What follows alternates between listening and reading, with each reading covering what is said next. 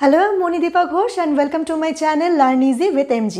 আমরা এনসিইআরটির political science বই ইন্ডিয়ান কনস্টিটিউশন অ্যাট ওয়ার্ক পড়ছিলাম এবং আমরা শুরু করেছি তার প্রথম chapter constitution why and how. এর আগে আমরা ক্লাসগুলোতে দেখেছি কনস্টিটিউশন বলতে আমরা বেসিক্যালি কী বুঝি এবং কনস্টিটিউশনের কী কী ফিচার্স বা কী কী ফাংশনস থাকতে পারে সেইগুলো আমরা শুরু করেছি। আমরা এর আগে কনস্টিটিউশনের তিনটে ফাংশনস পড়েছি, যেখানে আমরা দেখেছি যে কনস্টিটিউশন আমাদেরকে কোঅর্ডিনেশন অ্যান্ড অ্যাসুরেন্স প্রোভাইড করে। কনস্টিটিউশন ঠিক করে দেয় যে কারা হবে আমাদের দেশের ডিসিশন মেকিং অথরিটি, আর কনস্টিটিউশন এটাও ঠিক করে দেয় যে গভর্নমেন্ট কতখানি অবধি আমাদের ওপর রুলস অ্যান্ড রেগুলেশনস চাপিয়ে দিতে পারবে আর কখন তাদেরকে রেস্ট্রিক্ট বা লিমিট করা হতে পারে, যাতে সেই গভর্নমেন্ট আরবিট্রারি না হয়ে যায়। এই যে তিনটে কনস্টিটিউশনের ফাংশনের কথা আমরা বললাম, এই তিনটে ফাংশনই কিন্তু একটু পুরনো যুগে যে কনস্টিটিউশনগুলো তৈরি হয়েছিল তাদের বৈশিষ্ট্য। নতুন যে কনস্টিটিউশনগুলো তৈরি হয়েছে, যেমন 20th সেঞ্চুরিতে আমাদের ভারত যখন স্বাধীন হয়েছে সেই সময়ে যে কনস্টিটিউশন তৈরি হয়েছে, তাতে একটা বিষয়ের দিকে ভীষণভাবে খেয়াল রাখা হয়েছিল, সেটা হচ্ছে কনস্টিটিউশন কী করে, aspirations and goals of a society এটাকে রিফ্লেক্ট করে।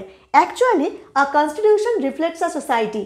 কনস্টিটিউশনে সবসময়ই একটা সোসাইটি প্রতিফলিত হয়, অর্থাৎ কনস্টিটিউশন দেখে বোঝা যায় যে সেই দেশের মানুষের আশা আকাঙ্ক্ষা, তাদের চাহিদা, তারা কোন দিকে যেতে চাইছে, তাদের ভবিষ্যতে কী অ্যাসপিরেশনস আছে, এইগুলো সেই কনস্টিটিউশন দেখে বুঝতে পারা যায়।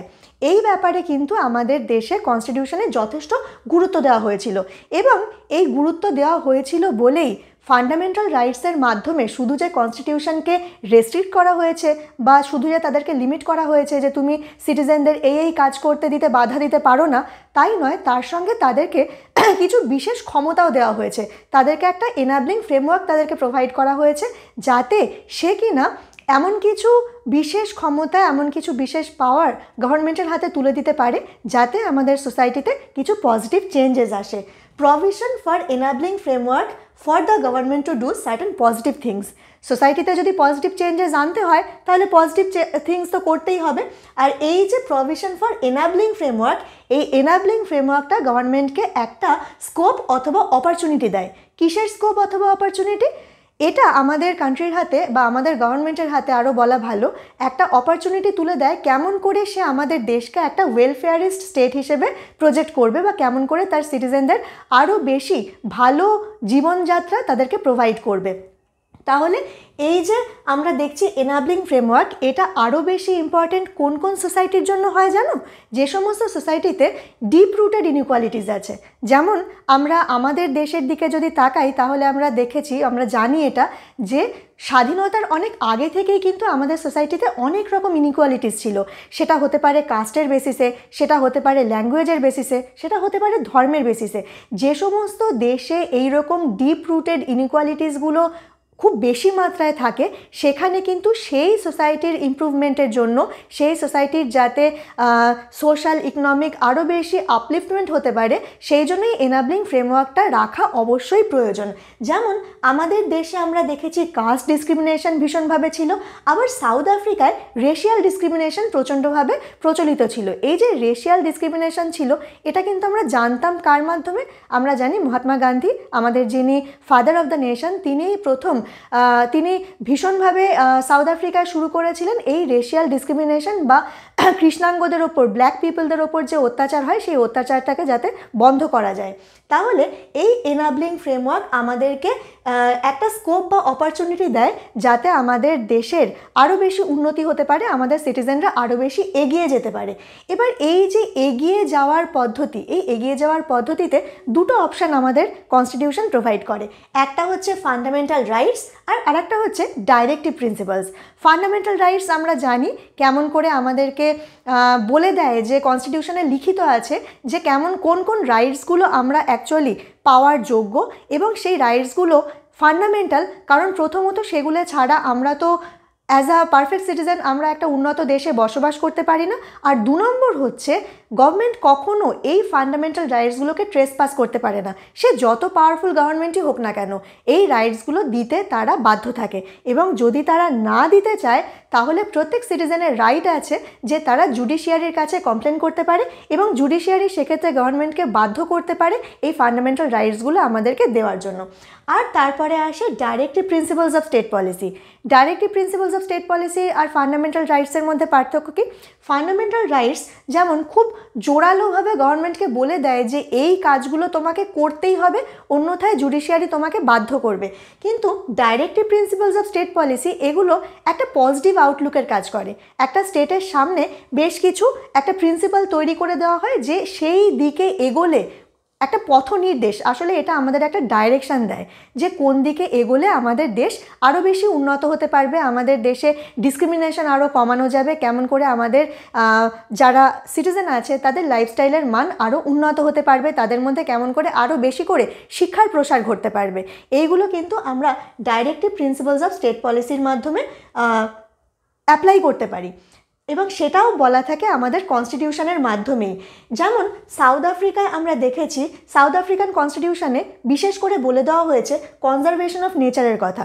সাউথ আফ্রিকায় আমরা জানি প্রাকৃতিক সম্পদে প্রচণ্ডভাবে পরিপূর্ণ সমৃদ্ধ একটা দেশ, কিন্তু সেখানকার প্রাকৃতিক সম্পদ যাতে সঠিকভাবে সংরক্ষিত হয় সেই জন্য কনস্টিটিউশনে কনজারভেশন অফ নেচারের কথা বলা হয়েছে।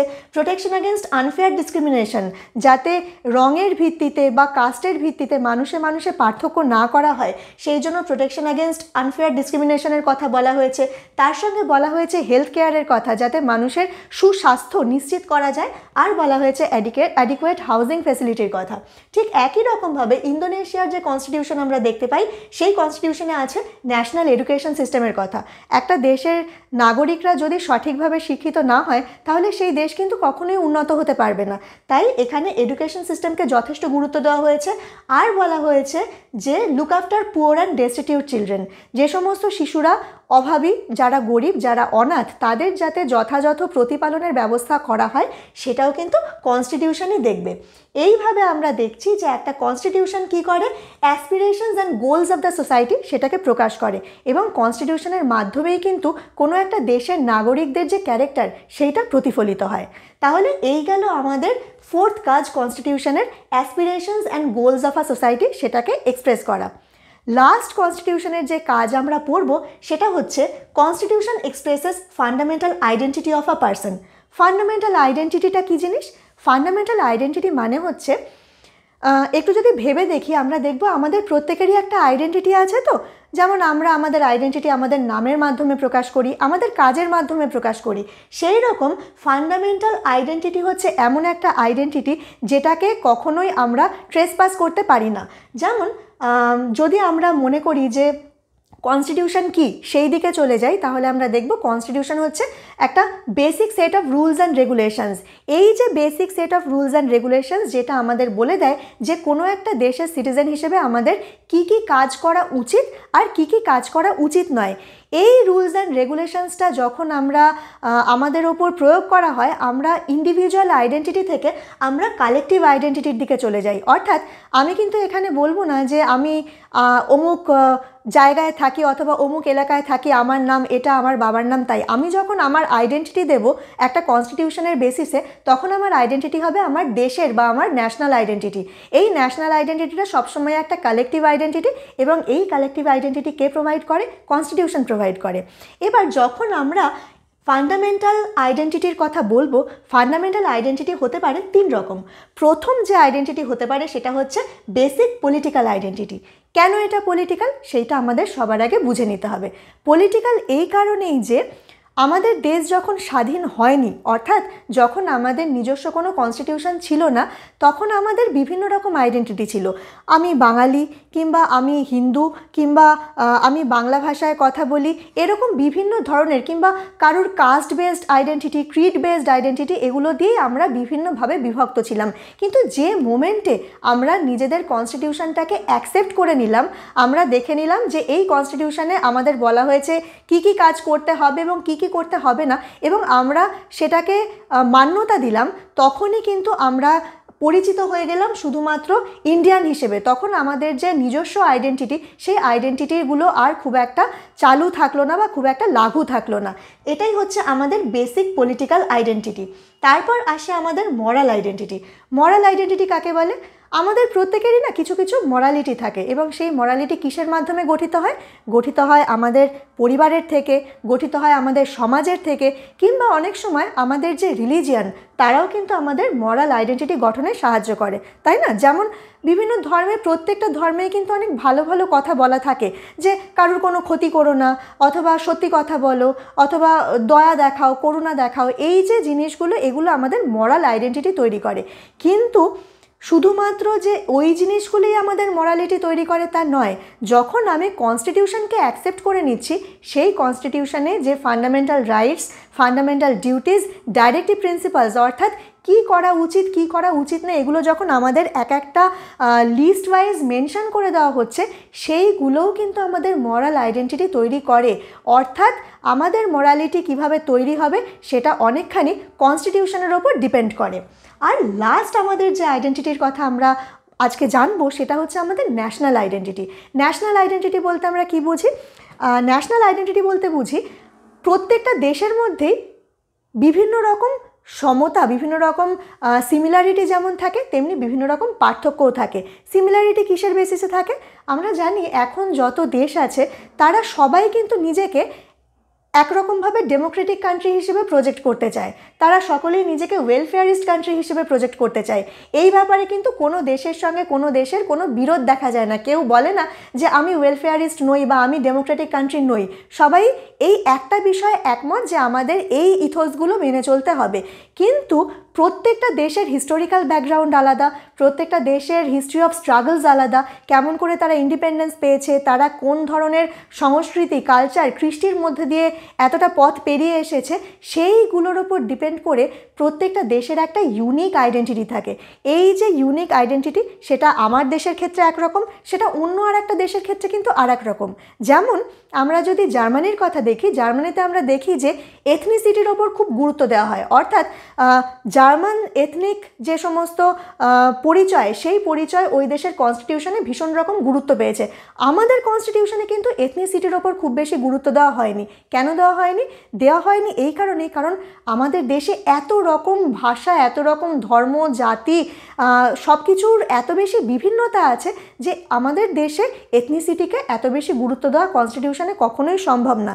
এইভাবে আমরা দেখতে পাই যে প্রত্যেকটা কনস্টিটিউশনের মধ্যে যেমন কিছু মিল আছে, তেমনি অনেকখানি অমিলও আছে, এবং এই মিল এবং অমিল সব কিছু নিয়েই কিন্তু একটা দেশের ন্যাশনাল আইডেন্টিটি তৈরি হয়। তাহলে আমরা এই এতদিনের যে ক্লাসটা করলাম, সেই ক্লাসে আমরা কনস্টিটিউশনের মোট 5টা কাজ পড়েছি। কনস্টিটিউশনের কোনো ফাংশনস যখন আমাদের লিখতে দেবে, আমরা এই 5টা পয়েন্ট এই ফাংশনসের মধ্যে অবশ্যই উল্লেখ করব। এখান থেকে দুটো কোয়েশ্চেন হতে পারে, why do we need a constitution, সেটা আমাদের কাছে খুব পরিষ্কার হয়ে গেছে, কনস্টিটিউশনের কেন আমাদের কাছে প্রয়োজন আছে, আর what are the functions of a constitution. আমরা কিন্তু কনস্টিটিউশনের অলরেডি 5টা ফাংশন কভার করে ফেলেছি। ঠিক আছে, তাহলে আমাদের ক্লাসে আজকে আমরা এই টপিকটা কভার করলাম যে একটা কনস্টিটিউশনের কী কী ফিচার্স আর ফাংশনস হতে পারে। যদি কারোর কোনো প্রশ্ন থাকে অবশ্যই কমেন্ট সেকশানে আমাকে জানিও। আর ভিডিও শেষ করার আগে একটা বোনাস টিপ আমরা যেমন প্রত্যেক দিন দিই, আজও সেরকম দেব। Indian constitution is not printed. অন্যান্য অনেক দেশের কনস্টিটিউশন সেগুলো হয়তো প্রিন্টেড ছিল, কিন্তু ভারতের কনস্টিটিউশনের একটা ইউনিক ফিচার হচ্ছে এটাকে কিন্তু প্রিন্ট করা হয়নি। এটাকে কি করা হয়েছে? এটাকে হাতে লেখা হয়েছিল। হ্যাঁ, এটাকে একদম সুন্দরভাবে হাতে লেখা হয়েছে। Both Hindi and English versions are calligraphed by hand by Prem Behari Narain Raizada in flowing italic style. Italic স্টাইলে এই যে ভদ্রলোকের নাম আমরা জানছি, প্রেম বিহারী নারায়ণ রায়জাদা, ইনি কিন্তু নিজের হাতে এই কনস্টিটিউশন লিখেছিলেন এবং দেরাদুনে উনি নিজে এটা পাবলিশও করেছিলেন। আমাদের কনস্টিটিউশন সত্যিই ইউনিক নয় কি? তাহলে আজকের মতো ক্লাস এখানেই শেষ। পরের ক্লাসে আবার আমরা ফিরে আসবো নতুন কোনো টপিক নিয়ে।